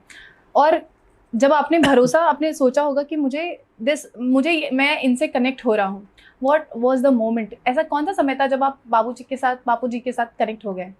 नहीं देखिए, मैंने जैसे आपको बताया स्टार्टिंग में कि मेरा नाम ही उन्होंने रखा है, तो मैं तो पैदा होने के साथ ही उनसे कनेक्टेड था कि उन्होंने अगर मुझे अपनी गोद में लेके उन्होंने मुझे नाम दिया है। तो मैंने आपको जैसे बताया कि गुरु जब नाम देता है तो वही ख्याल भी रखता है। जैसे ये तो हमारे यहाँ पे शुरू आदिकाल से चले आ रहा है कि राम जी का नाम उनके गुरु ने रखा, तो सब जगह भगवान भी जब अवतार लेते थे तो उनका नाम गुरु ही रखते थे। तो ये तो हमारे यहाँ का कल्चर है। और मैं तो बोलता हूँ जिनके यहाँ पे गुरु हैं उन्हें गुरु से ही नाम रखवाना चाहिए घर में बच्चों का। उसमें अपने आप पैदा होने के साथ एक संस्कार इम्बाइब हो जाते हैं अंदर, एक पावर भी मिलता होगा। 100% गुरु का आशीर्वाद, उनका पावर मिलता है। तो ये इतना अच्छा मौका, हम तो भारत देश में रहते हैं, ये तो चूकना ही नहीं चाहिए जी। और तो उसी समय से कनेक्टेड है भाई। जैसे कोई पूछता था तुम्हारा नाम किसने रखा, भगीरथ, हाँ, बड़ा अच्छा नाम है, बड़ा डिफरेंट नाम है, मैं बोला मेरे गुरु ने रखा है, पूज्य बापू ने। तो उनसे तो बचपन से ही कनेक्टेड है कि नाम ही उनसे कनेक्टेड है। और उनका आशीर्वाद जगह जगह, मुझे जब ज़रूरत लगी लाइफ में उनकी, उसी समय उतने क्षण के लिए वो आपसे जुड़ के और जो हेल्प चाहिए वो करते हैं। मेरे को जब मैं अपनी वाइफ खुशबू से भी उनकी कथा में ही मिला था। बनारस में सारनाथ में कथा हुई थी बापू की, वहाँ पे मैं मिला था। वो भी बापू की शुरू से, बापू फॉलोअर नहीं बोलते हैं अपनी, उनकी कथा सुनने वालों को फ्लावर बोलते हैं, बोलते फॉलोअर वर्ड मुझे अच्छा नहीं लगता। ये सारे फूल हैं जो आए हैं मेरे यहाँ, तो वो शुरू से बापू से कनेक्टेड थी, फ्लावर बापू की थी। हम लोग वहीं मिले, बल्कि चूंकि हमारा इंटर कास्ट विवाह था, हम लोग मजाक में मैं कहता हूँ हमारी स्पिरिचुअल लव स्टोरी है। एक्चुअली में तो वो सात्विक प्रेम विवाह। तो थोड़ी प्रॉब्लम भी थी, तो बापू ने ही उसे सॉल्व कराया दोनों तरफ। मतलब उनके बात करने के बाद तो सब अग्री हो गए। तो कितना बड़ा उनका विश्वास था हम लोगों पे कि आज वो एक जिम्मेदारी ले रहे हैं कि हाँ ये विवाह कराओ, मैं जानता हूँ दोनों को और मैं जिम्मेदारी लेता हूँ। तो कितनी बड़ी बात है कि आज वो ये जिम्मेदारी ले रहे हैं। आजकल तो माँ बाप जिम्मेदारी नहीं ले सकते कि शादी कैसी चलेगी, तो ये उनका इतना बड़ा प्रेम और हम लोगों पे एक भरोसा था। तो हमें तो बहुत अच्छा लगता है कि उन्होंने। अब आप अपनी वाइफ खुशबू जी के बारे में बात की है, तो हम सच्ची में जानना चाहते हैं कि क्या सिर्फ सत्संग में बैठने से आपको वो पसंद आ गई या फिर कुछ और भी बातें थी? नहीं, सत्संग में बैठने से तो ज़रूर पसंद आई। उसके अलावा वो बापू की कथा नॉर्मली 3.5-4 घंटे चलती है, वो एक टक कथा में ध्यान लगा के सुनती थी। तो मैं बोला आज के ज़माने में सुनने वाली बीवी कहाँ मिलेगी, इतना अच्छा जो 3-4 घंटा चुप होके सुने। पर फिर बाद में मुझे रियलाइज़ हुआ कि वो कथा में ही सुनती हैं बस। तो वो भी उनका जो एक डिसिप्लिन के साथ और लगन के साथ जो वो सुनती थी बापू की कथा, तो मुझे बहुत अच्छा लगता था कि एक डेफिनेटली कोई ऐसे 4 घंटा बैठ के क्यों सुनेगा जब तक उसे अच्छा ना लगे या उसके संस्कारों में ना हो। तो एक अच्छे संस्कार तो उसी समय नज़र आते हैं और मन मिलता है कि भाई हम दोनों को एक ही चीज़ पसंद है, तो हम शायद अच्छे से कनेक्ट हो सकें। सो एज अ कंपेनियन आपने तो उनको देखा कि एक स्पिरिचुअल कनेक्ट है, what else you still like it and you love it कि कुछ चीज़ें ऐसे बोलते हैं कि कुछ चीज़ें हस्बैंड से वाइफ लेती है और वाइफ से हस्बैंड लेते हैं, what you took from her? Her confidence. She is very confident, very clear about things. She has another confidence in her. मतलब वो मुझे बहुत अच्छा लगता है. I think I became more confident after marrying her. So I really like her confidence and her honesty. Like कोई भी ज़रा भी उसके अंदर मैनिपुलेशन नहीं है. She is very honest person. तो ये मुझे बहुत अच्छा लगता है. ये क्वालिटीज़ मुझे उसकी काफ़ी पसंद है. अब मैं जानना चाहती हूँ कि आपकी कोई चाइल्डहुड मेमोरी जो आपको अभी याद है और बहुत याद करने में मज़ा आ जाता है आपको? ऐसे तो बहुत सारी मेमोरीज़ हैं, बट स्कूल का मतलब हम लोग का फ्रेंड सर्कल था तो बहुत हम लोग एंजॉय करते थे और खूब हंसी मजाक करना, बदमाशी करना। मतलब मैं तो वैसे थोड़ा मतलब सिंसियर था, बट मेरा सर्कल में बाकी लोग बहुत मतलब तो you were the first bencher. हाँ, I was actually a first bencher, but we use to have lot of fun मतलब लेकिन स्कूल आपके घर में ये कल्चर ही है, सभी फर्स्ट बेंचर हैं। आपकी सिस्टर्स हाँ, सारे लोग। वो तो सब टॉपर्स थी, तो हाँ। मुझे बल्कि उसकी वजह से थोड़ा फायदा भी हो जाता था। मैं नहीं भी था टॉपर तो लोग सोचते थे कि पढ़ने में अच्छा ही होगा, तो वो साथ साथ में वो मुझे गुडविल का फायदा मिल जाता था वहाँ पे। बट या लॉट ऑफ थिंग्स, बट एक बड़ा मज़ेदार किस्सा हुआ था। मैं और मेरा फ्रेंड युगेंद्र हम लोग BHU के पास स्कूटर पे जा रहे थे, तभी एक साइकिल वाले से गलती से थोड़ा टच हो गया। तो मेरा नेचर क्या था ना, मैं तुरंत सॉरी बोलता हूँ कि ये गलती हमसे हो गई तो हाँ। सॉरी। मैं बोला सॉरी भैया, सॉरी आपको लग गई। तो वो तो चढ़ के ना सोचा ये तो दोनों छोटे छोटे मतलब बड़े सीधे से लग रहे हैं, इनको जरा बताते हैं। वो हमें मारने आने लगा। तो मैं बोला अरे मैं तो सॉरी बोल रहा हूँ। तब तक उसने देखा नहीं था आगे की बाइक पे मेरे दो और फ्रेंड थे। तो उसमें अभय जो था वो एकदम बॉडी बिल्डर, बहुत ही मतलब अच्छी बॉडी थी उसकी एकदम। मतलब एक उससे डरते थे सब कि उसका एक हाथ पड़ गया। तो वो देखा कि किसी ने रोका है हमें, उसको तो पता नहीं था कि कोई और भी हमारे साथ है। वो आया और उसने बाइक ला के सीधे वो साइकिल उसने साइड में खड़ा किया था, उसकी साइकिल उड़ा दी उसने। और बोला हाँ भैया कुछ प्रॉब्लम था आपको? तो वो बोला नहीं नहीं भैया, फिर वो सॉरी बोल के चला गया। मैं बोला मैंने तो सॉरी बोला, ये मुझ पे चार्ज कर रहा है। मैंने उसको सीखा भी उस समय कि केवल मतलब कई जगह पे सज्जनता जरूरी नहीं कि काम आ ही जाए। जिसको उसकी कद्र ही नहीं है, मैंने उसको सॉरी बोला, वो मुझ पे चार्ज कर रहा था। और जिसने उसकी साइकिल उड़ा दी अब उसको वापस तो सॉरी बोल रहे हैं। तो ताकत का भी अपना महत्व है। तो ये वो एक मज़ेदार किस्सा था। मतलब मुझे आज भी याद आता है, हम लोग सब खूब हंसते हैं, हम चारों दोस्त जब बैठते हैं तो, कि वो किस्सा बहुत ज़ोरदार था कि उसकी साइकिल हवा में उड़ गई और वो सॉरी बोल के निकल गया क्या वहाँ से। एज थी उस टाइम आपकी? हम लोग 16-17 साल के रहे होंगे उस समय। एक्चुअली में ये इंसिडेंट होना, मैं ये तो आप बता रहे हैं, जब वहाँ पे लाइव हुआ होगा तब तो सिनेरियो ही अलग होगा। वो सीन मुझे आज भी याद है पूरा। आपको वो डर थोड़ा सा नहीं लगा होगा कि अरे ये क्या कर रहा है, इतना भी नहीं करना मुझे था? तो इतना कॉन्फिडेंस था ना, जब वो अभय और वो राहुल ये लोग आ जाते थे तो मुझे एकदम कॉन्फिडेंस होता था ये लोग अब संभाल लेंगे। मुझे कुछ करने की जरूरत नहीं है। मतलब I was very confident. Okay, अब क्योंकि आप खुद एक फादर हैं, I really want to know कि जब आपके बच्चे शरारत करते हैं या फिर कोई ऐसी चीजें, तो ये तो हमारे पेरेंट्स हमें बोलते हैं ना, ये जो तुम जिस रास्ते से गुजर रहे हो यहाँ से हम गुजर चुके हैं। तो ऐसी कौन सी हरकतें हैं जो आप ऐसा नोट करते हो कि ये मेरा बच्चा ऐसा करता है और फिर मैं कहता हूँ बेटा मैं तुझे जानता हूँ? नहीं, बच्चे तो बहुत टचवुड, वैसे तो सबको अपने बच्चे प्यारे लगते हैं, बट बहुत बहुत प्यारे ही हैं बच्चे दोनों। My daughter is 8 years old, my son is 6 years old। और दोनों शरारत बहुत करते हैं, बट साथ ही साथ काफ़ी ओबीडियंट भी हैं। क्योंकि Khushboo is a strict mother, I would not say very strict, but she likes discipline. तो वो बैड कॉप वो प्ले कर देती है। तो मैं तो आई एम अ गुड कॉप। वो सब मुझे मतलब वो मुझे स्ट्रिक्ट नहीं होना पड़ता ज़्यादा बच्चों के साथ। ये मुझे बड़ी खुशी है कि she is an amazing mother. तो मुझे अभी तक तो डर नहीं है, आगे का तो भाई। तो मम्मा का कंप्लेन करते हैं वो आपसे? नहीं, वो किसी की हिम्मत नहीं कि मम्मा का कंप्लेन कर सके। हम तीनों आपस में भी नहीं कर सकते। हाँ ये तो है। आप अपने जैसे बहुत सारे नए पेरेंट्स हैं, उनको क्या सजेस्ट करना चाहते हैं? क्योंकि आपके ऑलरेडी 2 बच्चे हैं, तो कुछ ना कुछ तो उनको भी मिल जाएगा आपके थ्रू। देखिए, मैं तो राइट पर्सन नहीं हूँ सजेस्ट करने के लिए, क्योंकि I am still going through this process. और वो डियर जिंदगी मूवी में आलिया भट्ट की मदर ने बोला था कि उसने बोला मम्मी अब मैं बड़ी हो गई हूँ, तो उसने बोला बेटा parenting is a never ending job. तो लाइफ लॉन्ग वो तो करना ही है। पेरेंट्स कभी भी अपने बच्चों का पेरेंटिंग करना तो नहीं छोड़ेंगे।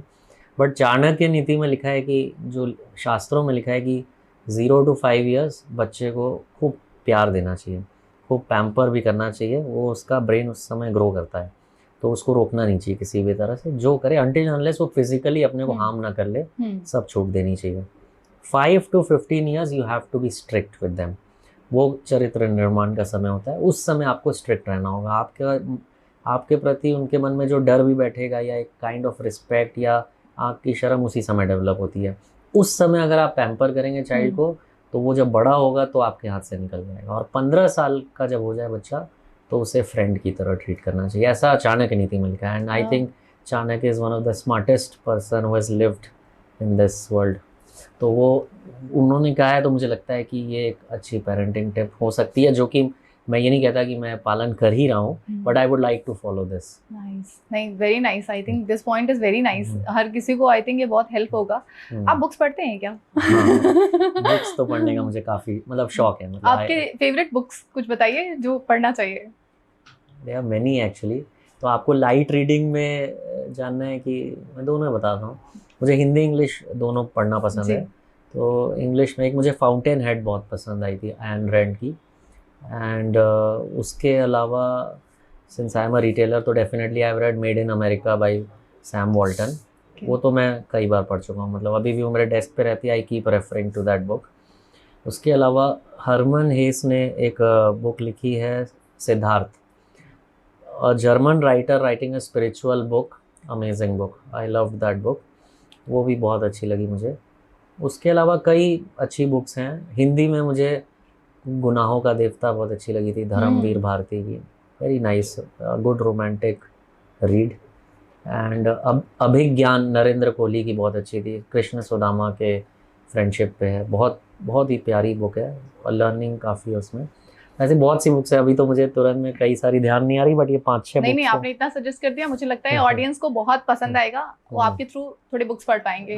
बुक रीडिंग तो मतलब वो तो मुझे लगता है कि सबके अंदर अगर हो सके तो ज़रूर पढ़ना चाहिए, कुछ ना कुछ थोड़ा बहुत। इट रियली हेल्प्स मतलब। ओके, ये तो रही बुक्स की बात। अब आप मुझे बताइए, एक्सरसाइज करते हैं क्या? जनरली मैं आपकी फिटनेस के बारे में बात करना चाहती हूँ, क्योंकि हमारे पास समय ही नहीं होता। ऐसे जैसा आप तो ये बात नहीं मानते हैं, हमेशा कुछ ना कुछ में लगे रहते हैं। और हम जैसे होता है ना, जो हमारे प्रायोरिटी लिस्ट में होता है, जैसे फ़ोन भी हम उनका अटेंड कर लेते हैं जो एकदम प्रायोरिटी के लिस्ट पे होते हैं। कुछ चीज़ों को हम इग्नोर कर देते हैं कि हमें लगता है कि ये अभी ज़रूरत नहीं है, आई थिंक इसको बाद में भी किया जा सकता है। तो आप फिटनेस के ऊपर ये कैसे करते हैं ये सारी? नहीं, अभी आपने कहा प्रायोरिटी, तो फिटनेस अगर प्रायोरिटी में नहीं है तो प्रायोरिटी लिस्ट ही रॉन्ग है। क्योंकि अपने जैसे मैंने चाणक्य नीति की बात की, तो उसी में लिखा है कि संस्कृत में कि पुनर्वित्तम पुनर्मित्रम पुनर्भार्या पुनर्मही एतत् सर्वम पुनर्लभ्यम न शरीरम पुनः पुनः।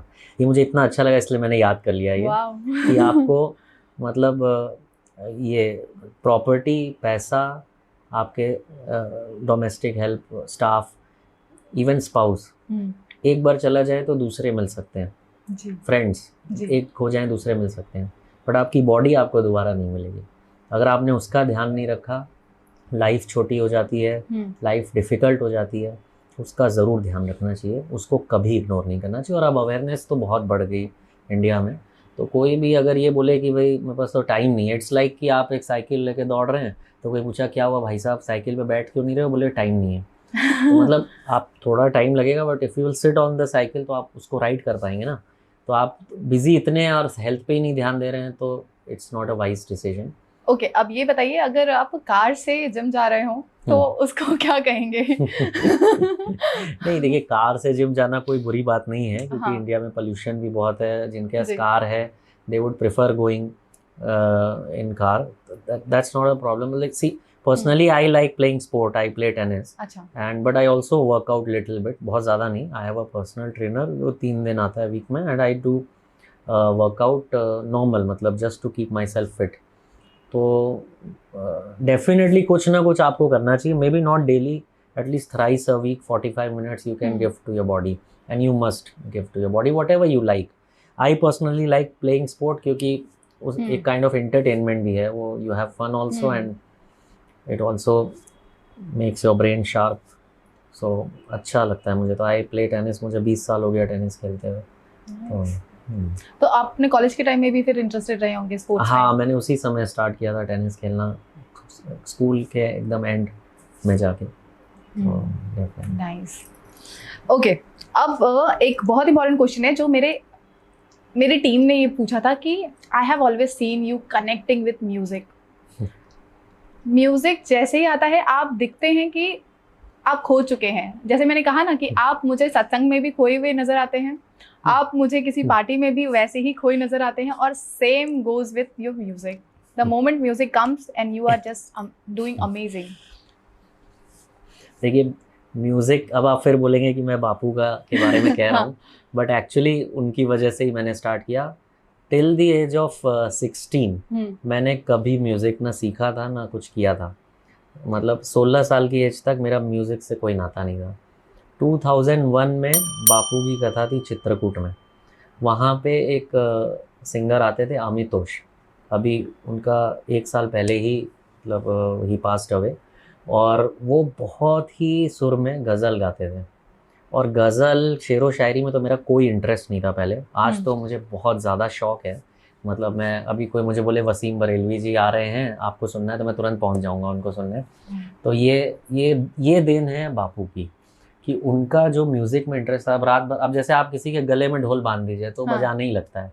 तो वैसे अब अगर मैं बापू के साथ बैठा हूँ, मेरे घर वाले सब वहाँ पे हैं और वो सुन रहे हैं म्यूज़िक, तो हो सकता है मुझे एक दिन ना अच्छा लगे, हो सकता है मुझे 2 दिन ना अच्छा लगे, तीसरे दिन आपको उसमें रस आने ही लगेगा। और वो इतना अच्छा गाते थे, तो क्या हुआ कि मैं गुनगुनाने लग गया। मैं घर वापस आया जब बनारस, तो मैं गुनगुना रहा था, तो मेरे फादर ने सुना कि मैं थोड़ा सा सुर में गा रहा हूँ हल्का। तो उन्होंने कहा कि अपना तो इतने अच्छे संबंध है पंडित छन्नूलाल जी मिश्र से, उनको हम लोग बुलाते हैं, उनसे तुम सीखो। तो पहले तो मैं डर गया, मतलब अरे नहीं मेरे बस का नहीं करके। बट देन जो स्टार्ट हुआ, तो आज भी मैं गुरु जी से सीख रहा हूँ।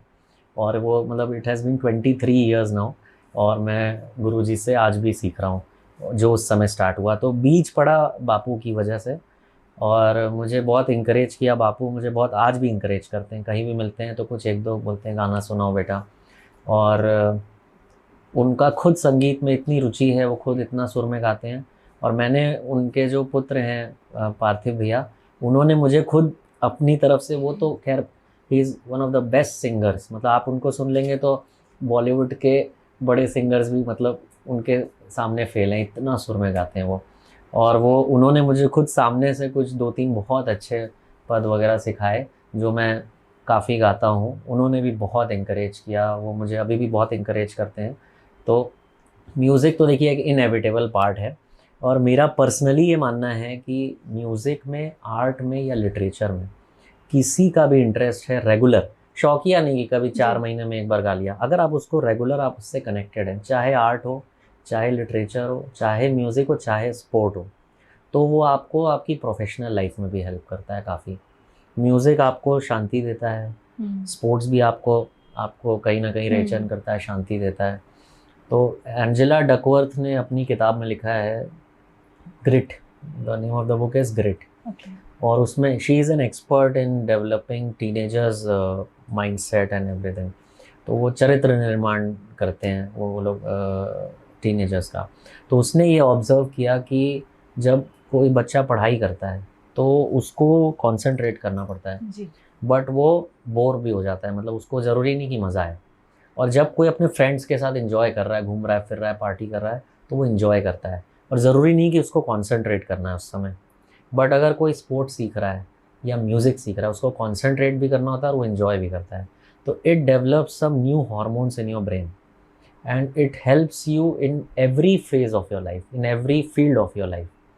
और मैंने पर्सनली इसको जब ये मैंने पढ़ा ना, देन आई रियलाइज कि the moment I started learning music, उसके पहले I was a very very shy person. मतलब वो अगर कोई मुझे जो लोग जानते हैं पहले से, तो उनको लगता था कि अरे ये तो मतलब कुछ बोल ही नहीं सकता है एक लाइन भी। उसके बाद आई थिंक कि I became more confident and my personality improved a lot after I started learning music. So it has a big part in my life I feel. And specially ये पढ़ने के बाद तो मुझे एकदम श्योर हो गया कि तो मुझे तो लगता है हर बच्चे को, खासकर टीनेजर्स को, एक डेवलप करना चाहिए एटलीस्ट 1 और प्रेफरेबली 2 हॉबीज़, जिसको वो परस्यू करे डिलीजेंटली, डिसिप्लिन्ड वे में। तो इट विल हेल्प। जो पुरानी सोचती है कि आप गाना बजाना सीख रहा है तो पढ़ाई में इसका ध्यान नहीं हो, गलत। पढ़ाई में और बेटर होता है अगर वो डिसिप्लिन्ड वे में टाइम मैनेजमेंट को देखते हुए गाना सीख रहा है, तो इट हेल्प्स। वो आपको रोकता नहीं, आपको हेल्प करता है। आई थिंक म्यूज़िक से जिससे आप कनेक्ट करते हैं, आपका कोई फेवरेट सॉन्ग हम सबको सुनाई देना चाहिए। व्हाट यू गाइस से? अभी चूँकि मैंने जैसा आपको स्टार्टिंग में बताया कि मेरी ताई जी passed away just few days back और we are missing her badly, तो मैं उनको ही डेडिकेट करके एक सॉन्ग गाना चाहूँगा। अभी न जाओ छोड़ कर के दिल अभी भरा नहीं, अभी ना जाओ छोड़ कर के दिल अभी भरा नहीं, अभी अभी तो आई हो, अभी अभी तो, अभी अभी तो आई हो, बहार बन के छाई हो, हवा जरा महक तो ले, नजर जरा बहक तो ले, ये शाम ढल तो ले जरा, ये शाम ढल तो ले जरा, ये दिल संभल तो ले जरा, मैं थोड़ी देर जी तो लूं, नशे के घूंट पी तो लूं, अभी तो कुछ कहा नहीं, अभी तो कुछ सुना नहीं, अभी ना जाओ छोड़ कर के दिल अभी भरा नहीं। Oh wow, so amazing. मतलब इतना मेस्मराइजिंग था, ट्रस्ट मी। मैंने आपको अब तक सिर्फ स्टोरीज पे या फिर अपने किसी इंटरव्यू में या फिर कहीं पे भी मैंने हमें कभी सामने से नहीं सुना था, and you are seriously amazing. मुझे लगता है कोई भी आपको सुने तो वो खो ही जाए। इतने अच्छे सॉन्ग के बाद अगर मैं कोई बोरिंग सवाल पूछूं तो प्लीज बुरा मत मानिएगा।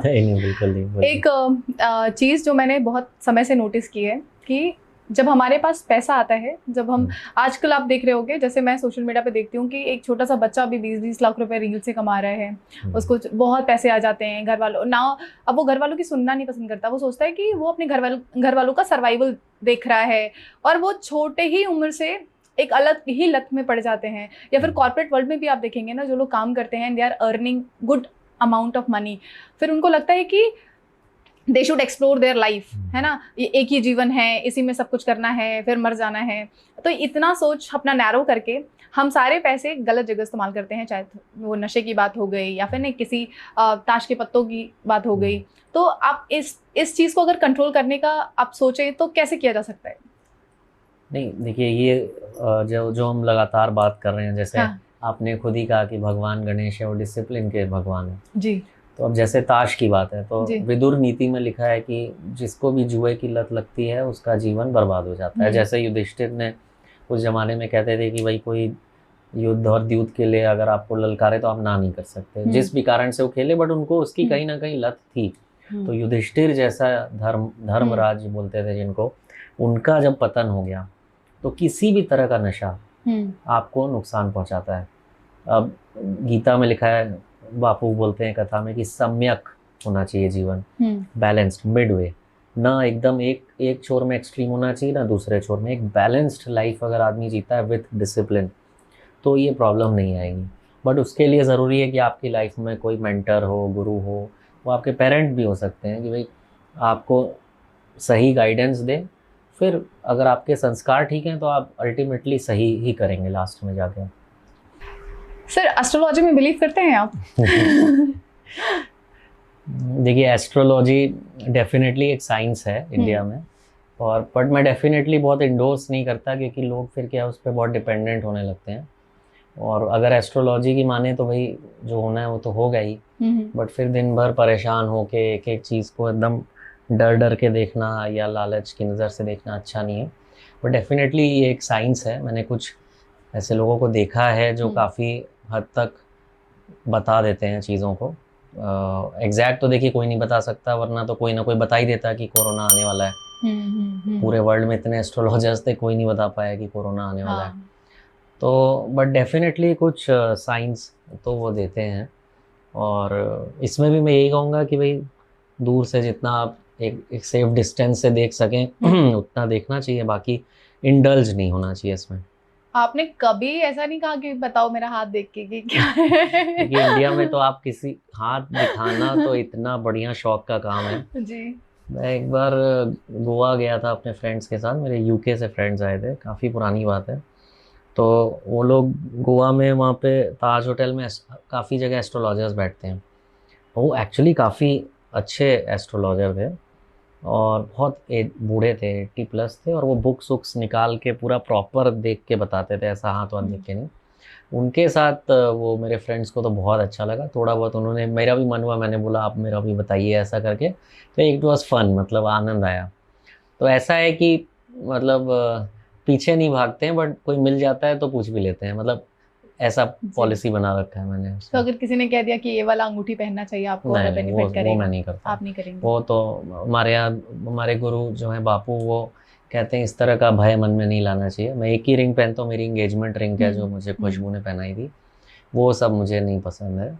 पर मैं ऐसा नहीं कहता कि वो गलत ही है, बट मेरा पर्सनली अपने गुरु पे पूरा विश्वास है कि उनके आशीर्वाद के बाद कोई चीज़ पहनने की ज़रूरत नहीं है। तो और वास्तु पे, वास्तु के लिए भी मैं सेम चीज़ कहता हूँ कि पीछे नहीं भागना चाहिए, पर जहाँ पे आप इजीली कर सकते हैं फॉलो कर लीजिए। इस पे बड़ा मिक्स्ड, आज ही मेरा किसी से डिस्कशन हो रहा था वास्तु को लेके। तो हम नए घर में शिफ्ट हुए थे तो सब बोलते हैं साउथ वेस्ट में रहना चाहिए, बट मेरे घर का फ्रंट बहुत ही खूबसूरत है, तो उसमें वो गार्डन है बहुत सुंदर सामने, और उसमें पूरा वो गूज हैं, कई सारे हंस घूमते रहते हैं, और वो सब बहुत सुंदर लगता है, खरगोश घूम रहे हैं। अब मैं वो छोड़ के पीछे साउथ वेस्ट में चला जाऊँ जहाँ से मुझे सिर्फ एक नीम का पेड़ दिखाई देता है पीछे, तो आई वुड प्रेफर कि भाई मुझे जहाँ पे भाई सामने हंस दिख रहा है मैं वो जगह देखूंगा, तो फिर मतलब ऐसा। पर अगर वो इजीली फॉलो होता है तो आई वुड फॉलो, बट मैं उसके पीछे नहीं भागूंगा कि उसके लिए मैं कुछ चेंज करूंगा। भाई पूरे अमेरिका सबसे समृद्ध देश है पूरे वर्ल्ड का, मुझे नहीं लगता कितने लोग वास्तु जानते हैं वहाँ पे। आज मतलब जर्मनी इतना तरक्की किया, फ्रांस ने इतनी तरक्की की, इंग्लैंड ने, आई डोंट नो, हो सकता है वो कुछ फॉलो करते हो, बट मुझे नहीं लगता है कि वो वास्तु फॉलो करते हैं। तो मैं ऐसा नहीं कहता कि वास्तु खराब है, क्योंकि मैंने उसके कुछ पॉजिटिव भी देखे हैं कई लोगों के अंदर, इमीडिएट रिजल्ट्स कई चीज़ों में, क्योंकि उसका साइंटिफिक रीज़न भी होता है। ईस्ट का अपना महत्व है, वेस्ट का अपना महत्व है, किस एरिया में सूरज निकल रहा है ईस्ट से तो उसका फेसिंग अगर आपका घर है तो पॉजिटिव एनर्जी आती है, ये सब चीज़ तो साइंटिफिक है। तो ये तो अच्छी चीज़ है, मतलब जो आपको लगता है। तो I would follow vastu, but I would not मतलब फॉलो की, मतलब उस पे एफर्ट नहीं देंगे। एफर्ट नहीं करना है। मतलब अगर कोई नया स्ट्रक्चर बन रहा है तो मैं बोलूंगा वास्तु फॉलो कर लो जितना हो सकता है, but I will not demolish an old structure and change it for it. Sir, एक सेइंग मैंने सुना है, ऑल्दो मुझे बहुत अच्छे से नहीं पता, ऐसे बोलते हैं कि मिलेनियर्स जो हैं वो वास्तु में बिलीव नहीं करते हैं, लेकिन बिलेनियर्स जो हैं वो हर चीज़ वास्तु के हिसाब से करते हैं। तो ऐसा हो सकता है, मैं भी कई लोगों को जानता हूँ जो वास्तु बहुत मानते हैं और उनके यहाँ पे पॉजिटिव रिजल्ट भी आते हैं।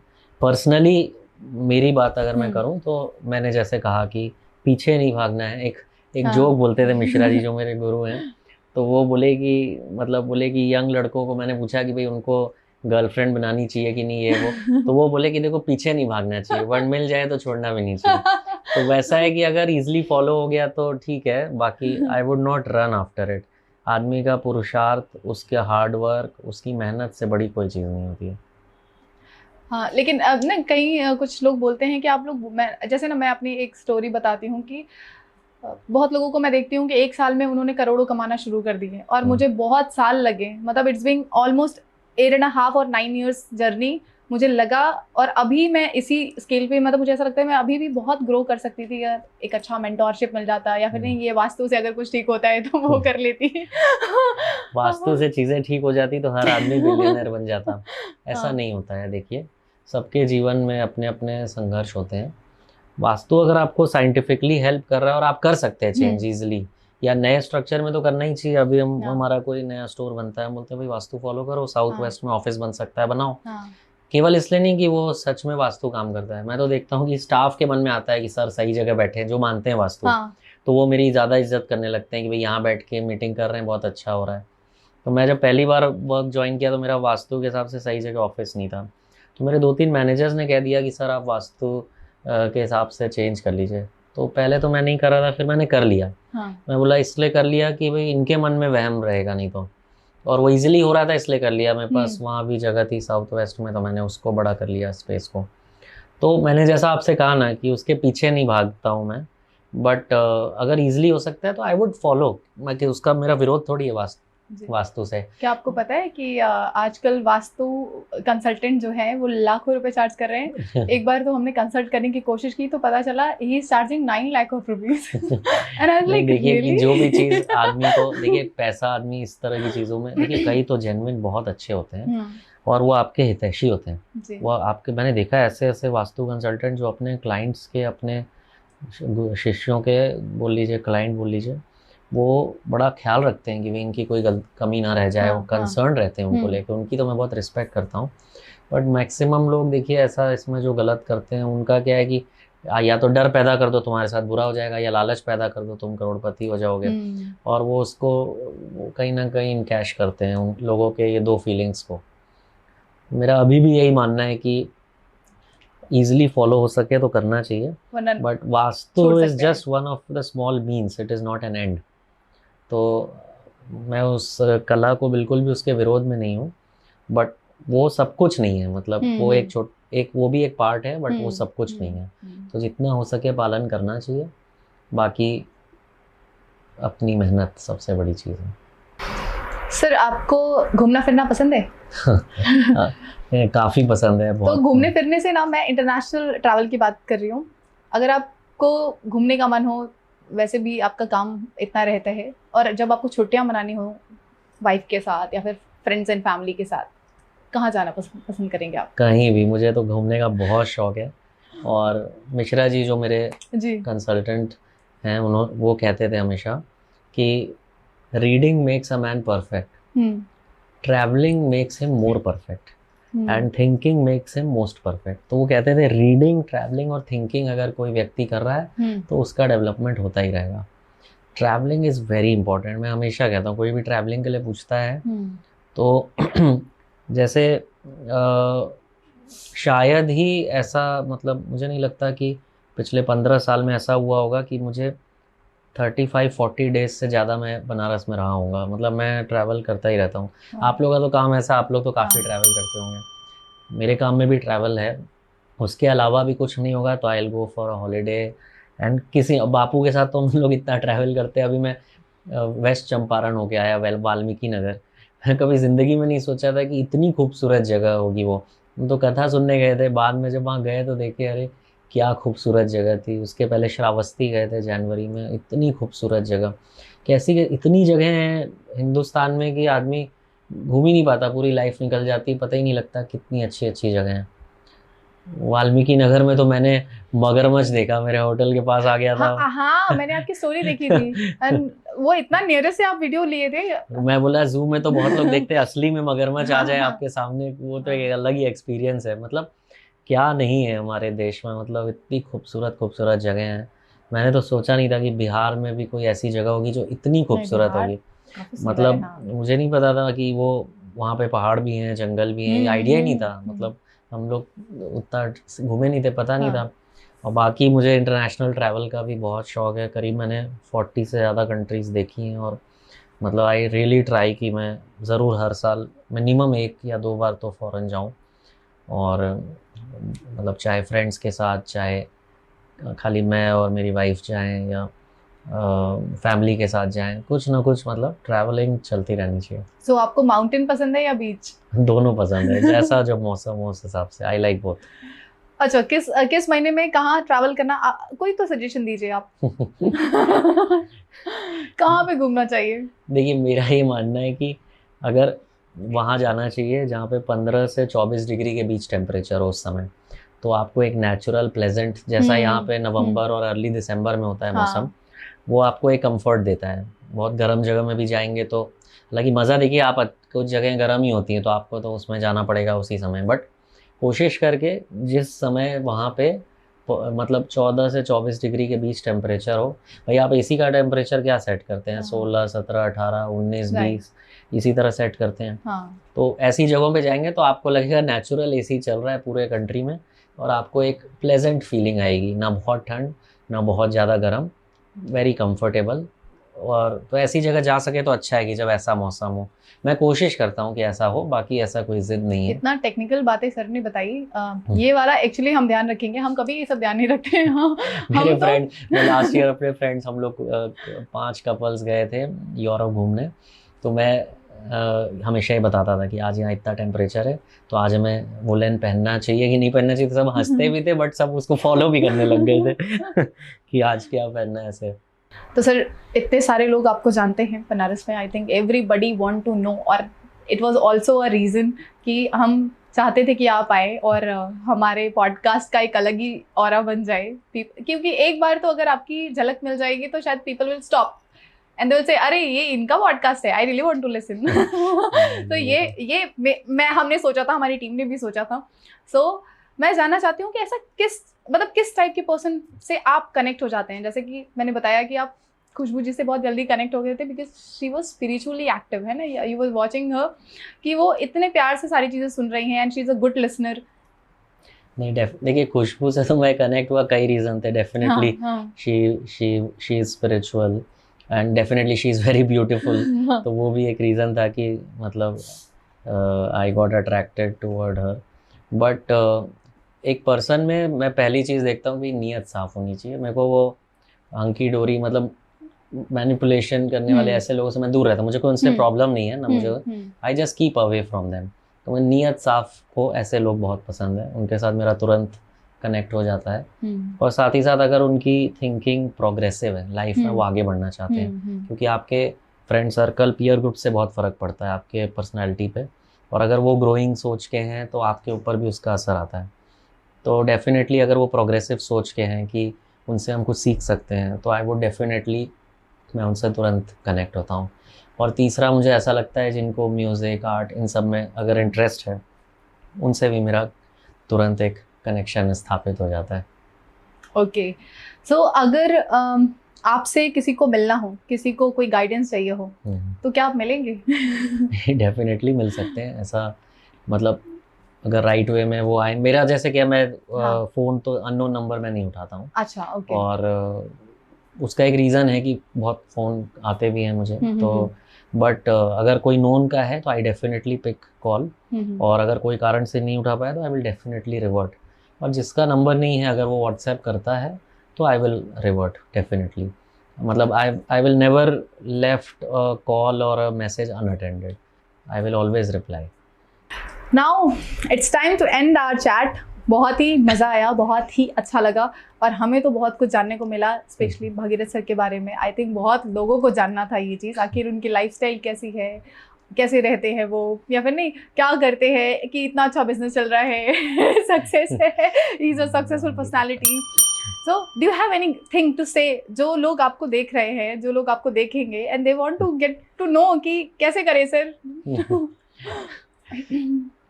कई चीज़ें देखिए लाइफ में इम्पॉर्टेंट होती हैं, बट मैं कई जगह बोलता हूँ, जैसे मैंने अभी पहले भी कहा था कि reading makes a man perfect. Reading की हैबिट ज़रूर इनकलकेट करनी चाहिए। मुझे ऐसा लगता है कि that really help me. Reading से एक ठहराव आता है आपके अंदर, और कुछ ना कुछ आप सीखते हैं। खुशवंत सिंह से ने एक आर्टिकल लिखा था कि कुछ ऑफिसर्स के यहाँ रेड पड़ी थी करप्शन को लेके, तो ही वॉज शॉक्ड, क्योंकि वो उनको पर्सनली जानते थे और उनको लगा ये लोग नहीं कर सकते करप्शन। बाद में 2 दिन बाद उन्होंने उसका क्लैरिफिकेशन दिया कि वो ऑफिसर्स नहीं थे, वो सेम नाम के दूसरे ऑफिसर्स थे। और मैं श्योर था वो नहीं किए होंगे, क्योंकि दे वर बुक रीडर्स, और जो इतनी किताबें पढ़ते हैं उनको एक काइंड ऑफ अंदर एक स्पिरिचुअलिटी या एक मैच्योरिटी आ जाती है अंदर, कंटेंट हो जाते हैं जो भी है। तो रीडिंग इज़ वेरी इंपॉर्टेंट। दूसरा मैंने कहा था ट्रैवलिंग, तो keep travelling, see the world. जब आप दुनिया देखते हैं, बाहर निकलते हैं, तो बहुत चीज़ें सीखते हैं, और वो जब आप सीखेंगे तो आपका दायरा बहुत बड़ा हो जाता है सोच का। And thinking makes a man most perfect. तो थिंकिंग माने चिंतन, चिंता नहीं, चिंतन करते रहें और कैसे बेटर कर सकते हैं। हर समय माइंड एक्टिव रहे, ऑब्सेशन ना हो, बट सोचते रहें खाली समय में कि हम क्या और बेहतर कर सकते हैं। तो आप रीडिंग करेंगे, ट्रैवलिंग करेंगे, थिंकिंग करेंगे, तो तरक्की मिलेगी। ये तो मिश्रा जी ने मुझे बताया था।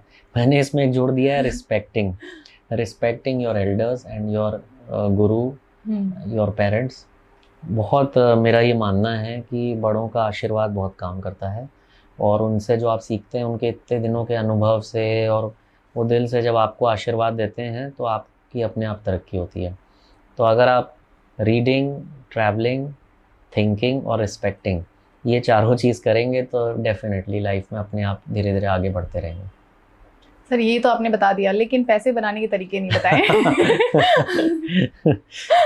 मुझे सर वो भी जो नए एंटरप्रेन्योर्स हैं, अगर देखिए बहुत आपने भी देखा होगा कि जब आप अपना करियर शुरू करते हैं तो करियर शुरू करते टाइम ना बहुत स्ट्रगल होता है, प्रॉफिट इतना नहीं होता है जितना आप सोचते हो, और मोटिवेशन नहीं मिलता, क्योंकि ना सब कुछ छोड़ छाड़ के कभी बिल्कुल सब लोग शुरू करते हैं, तो क्या मोटिवेट करेगा उनको? देखिए ये तो एकदम जेन्युइन बात है। हाँ। लोग बोलते हैं कि करना चाहिए, मोटिवेट भी करते हैं, बट डेफिनेटली ये फर्स्ट जनरेशन एंटरप्रेन्योर के लिए ज़्यादा चैलेंज होता है। I am a third generation entrepreneur. I started from where my father left, but first generation entrepreneur को सब खुद करना पड़ता है और बहुत मेहनत है उसमें, काफ़ी मेहनत होती है। तो उसमें मेरा यही सजेशन रहता है कि रिस्क थ्योरी होता है इकोनॉमिक्स में, उतना ही रिस्क लेना चाहिए जितना आपका पूरा डूब जाए वो कैपिटल, तो भी आप सड़क पे नहीं आने चाहिए। ऐसा नहीं हो पापा की सारी सेविंग उड़ा दी और हो गया, ऐसा नहीं। मान लीजिए आपके फादर के पास 1 करोड़ रुपया है, तो आप 25 लाख रुपया उनसे लीजिए, और उतना डूब जाए तो आप सह सकें, उतना ही रिस्क लीजिए, क्योंकि डूब भी सकता है। फर्स्ट जनरेशन एंटरप्रेन्योर का ईजी नहीं होता, कोई भी नया बिजनेस स्टार्ट करके खड़ा करना एक कमेंडेबल काम है। जो भी फर्स्ट जनरेशन एंटरप्रेन्योर्स है मैं बहुत रिस्पेक्ट करता हूँ उनकी, क्योंकि इट्स वेरी डिफिकल्ट, क्योंकि आपके नॉलेज भी नहीं होता और राइट गाइडेंस नहीं होता, और बहुत लोग सपोर्ट भी नहीं करते फर्स्ट जनरेशन एंटरप्रेन्योर को, क्योंकि आपकी कोई गुडविल नहीं है, आपका कोई हिस्ट्री नहीं है बताने के लिए, कोई स्टोरी नहीं है बताने के लिए, तो इट्स डिफ़िकल्ट। तो मैं हमेशा कहता हूँ कि आप उतना पैसा लगाइए जो कि पूरा भी डूब जाए तो आपको दुख, इतना कष्ट नहीं होना चाहिए कि आप सड़क पे आ गए, या फिर आपके पेरेंट्स को दुख हो गया कि मेरी सारी सेविंग चली गई, ऐसा नहीं होना चाहिए। और दूसरा मैं सजेशन देता हूँ कि कोई भी फील्ड में आप करें बिजनेस, तो उस फील्ड के कोई ना कोई एक्सपर्ट को गुरु बना के और उनके गाइडेंस में सीख के फिर आगे बढ़ना चाहिए। सब मैं अपने पैशन से कर लूँगा, कई लोग कर भी लेते हैं, बट वो सही अप्रोच नहीं है मेरे नज़र में। सीख के 2, 4, 5 साल सीख के फिर स्टार्ट करना चाहिए, और उतना ही पैसा लगाना चाहिए जो पूरा डूब जाए तो भी आपको ये असर नहीं पड़ना चाहिए कि आप मतलब हैंड टू माउथ हो जाएंगे। आपके ऐसी ऑप्शन होना चाहिए कि आप वापस प्रोफेशनल लाइफ में जा सकें, या मतलब आप उस फील्ड में जॉब कर लेना चाहिए आपको। ये आप क्या जॉब भी कर सकते थे कि जॉब कोई बुरी चीज़, देखिए अभी एंटरप्रेन्योर्स का बहुत वो एक मुहिम चल रही है जो बहुत अच्छी बात है। It's a very good culture कि बहुत एंटरप्रेन्योर्स आ रहे हैं, बट प्रोफेशनली जॉब करने का भी एक बहुत, उसके भी अपने एडवांटेजेस होते हैं, और उसको मैं बुरा नहीं मानता, क्योंकि हर आदमी एंटरप्रेन्योर नहीं बन सकता। तो वो अगर अच्छी जॉब कर रहा है, एक सिक्योरिटी के साथ कर रहा है, तो वो मेरी नज़र में वो भी एक बहुत अच्छी चीज़ है। एंटरप्रेन्योर बन सके तो नथिंग लाइक इट। वो सर बताइए ना, एंटरप्रेन्योर कैसे बनते हैं, क्या मतलब what you think about entrepreneur? मैंने आपको बताया ना, रिस्क थ्योरी लगा करके जितना पैसा, पूरा डूबने का दुख ना हो, उतना पैसा लगा, जिसके पास पैसे ही ना हो। नहीं, पैसा ये कैपिटल तो आपको अरेंज करना पड़ेगा। ये तो मैं इस थोड़ा सा इंटरप्ट कर रही हूँ आपको। मेरे पास घर वाले पढ़ा लिखा दिए थे, मैं वापस आ गई थी, अपनी फैमिली बिजनेस कर रही थी, और फिर उसके बाद मुझे ना मज़ा नहीं आ रहा था, क्योंकि मुझे सेलिब्रेशन बहुत पसंद था। तो मेरा जो मेरे पास पैसे नहीं थे। मम्मा का ऐसा कहना था कि जो करना है बहुत बढ़िया आइडिया है, बहुत सुपर आइडिया है, लेकिन do whatever you want to do by your own. तो मेरा जो पहला इवेंट था ना, जैसे मैं प्रीपेड वाली बात कर रही थी, तो पहले इवेंट वाले को भी मैंने कहा था कि देखिए मेरे पास पैसे नहीं है, आपको पैसे देने पड़ेंगे, तभी मैं आपका पहला सेलिब्रेशन प्लान, मैंने ये भी नहीं बताया था कि आपका पहला सेलिब्रेशन है, तभी मैं प्लान कर पाऊंगी। तो मैंने पहला वो जो 6,000 रुपये का इवेंट किया था, और मैं बता रही हूँ विद इन अ वीक वो काम देखने के बाद एक दूसरा ही काम आया विद इन एक वीक, 18,000 रुपये का, फिर उसके बाद 27,000 रुपये का, फिर उसके बाद 1 लाख रुपये का। तो ये मेरा स्ट्रैटेजी था कि प्रीपेड रहो तो तुम्हारे पैसे डूबेंगे ही नहीं। अगर तुम्हारे पास पैसे नहीं भी हैं तो सामने वाला पैसा दे देगा। प्रीपेड से अच्छा तो कुछ भी नहीं है। अगर प्रीपेड आप सक्सेसफुली इम्प्लीमेंट करके कर सकें, तो नथिंग लाइक इट। और अगर जैसे ये तो मेरा सर्विस बेस था, तो मैंने पैसे ऐसे बोल दिए कि आपको देना पड़ेगा। What about product? अगर किसी को किसी प्रोडक्ट में कैपिटल तो देखिए चाहिए ही, आप प्रोडक्ट बेस्ड बिजनेस करेंगे तो कैपिटल तो चाहिए। सो बैंक लोन वगैरह या फिर कुछ आप सजेस्ट करेंगे? बिल्कुल ले सकते हैं आप, पर मैं वही कहूंगा कि आप जैसे मान लीजिए आपके पास 2 प्रॉपर्टी, आप एक मॉर्गेज कर दीजिए, बट आप दोनों मॉर्गेज कर देंगे तो फिर आपको भाड़े के घर में रहना पड़ेगा अगर आपका बिजनेस डूब गया तो। आई ऑलवेज सजेस्ट कि स्टार्ट सेफली, एंड फिर उसके बाद आप मतलब धीरे धीरे उसको बढ़ाइए। और अब तो बहुत अपॉर्चुनिटीज़ हैं इंडिया में, पहले जैसी बात नहीं है। अभी तो आप पूरा नॉलेज आप ले सकते हैं, आप राइट जगह पे लोगों से मिल सकते हैं जाके, या उनकी ऑनलाइन उनसे जो लर्निंग मिल सके ले सकते हैं। तो सब थोड़ा हार्ड वर्क करके और फिर करना चाहिए, 4-5 साल पूरा सीख के और फिर स्टार्ट करना चाहिए अगर आप फर्स्ट जनरेशन एंटरप्रेन्योर हैं तो। बहुत बढ़िया, हम सारे लोगों को बहुत मजा आया। Thank you so much sir. मुझे पता है आज मैंने आपका बहुत समय ले लिया, शायद मैंने जानबूझ के इस चीज़ का फ़ायदा उठाया कि आप हमारे स्टूडियो में आए हैं, तो जितना जान सकूं मैं और हमारे थ्रू बाकी सारे लोग भी जान सके। You are one of a very very known person of Banaras and everybody celebrates you. हर किसी के चेहरे पे आपके नाम पे ही मुस्कान आ जाती है कि अरे he is such a good person, he is a person, he is a gem, he is a like, जितने भी आप बातें कर सके वो कम है। Thank you. So I hope sir आपको ये सेशन पसंद आया हो और soon we will release the video and I hope. Thank you, thanks for inviting me, it was a pleasure being here. अरे sir, thank you so much for coming. Thank you, thanks a lot.